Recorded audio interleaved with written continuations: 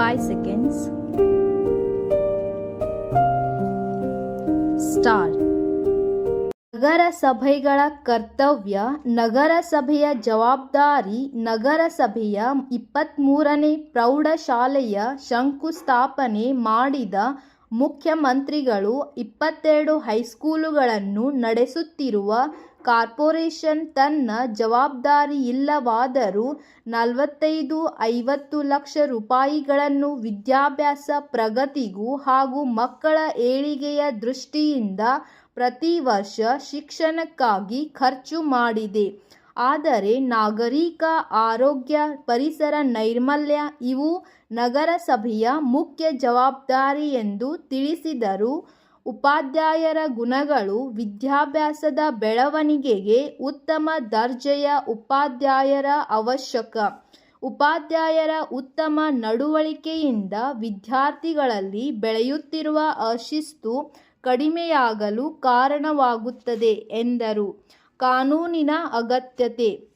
ದೊಡ್ಡ ಪ್ರಮಾಣಗಳಲ್ಲಿ ಮೈದಾನ ಇರುವ ಕಡೆಯೆಲ್ಲ ಮನೆಗಳನ್ನು ಕಟ್ಟುತ್ತಿರುವುದರಿಂದ ಮಕ್ಕಳಿಗೆ ಆಡಲು ಓಡಾಡಲು ಜಾಗವಿಲ್ಲದಿದ್ದಾಗ ಮಕ್ಕಳ ಆಟಕ್ಕೆ ಜಾಗ ಇರಲೇಬೇಕೆಂಬ ಕಾನೂನು ಮಾಡಬೇಕಾಗುತ್ತದೆ ಎಂದು ತಿಳಿಸಿದರು.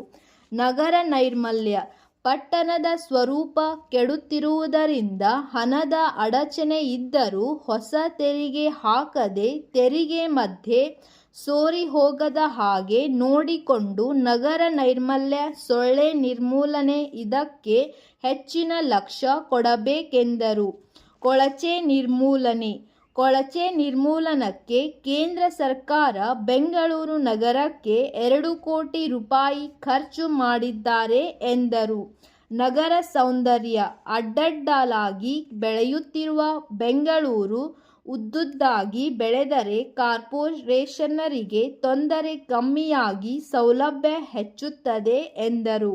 ಮಾನ್ಯ ರಾಜ್ಯಪಾಲರು ತಮ್ಮ ಭಾಷಣದಲ್ಲಿ ನಿರುದ್ಯೋಗದ ಬಗ್ಗೆ ಪ್ರಸ್ತಾಪ ಮಾಡಿದ್ದಾರೆ.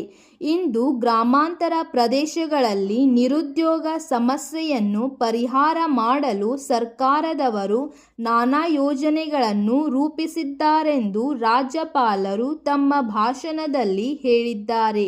ಈ ನಿರುದ್ಯೋಗ ಸಮಸ್ಯೆಯನ್ನು ಸಂಪೂರ್ಣವಾಗಿ ಬಗೆಹರಿಸಲು ಸರ್ಕಾರದವರು ಹೆಚ್ಚು ಹಣವನ್ನು ನೀರಾವರಿ ಯೋಜನೆಗಳಲ್ಲಿ ತೊಡಗಿಸಬೇಕು.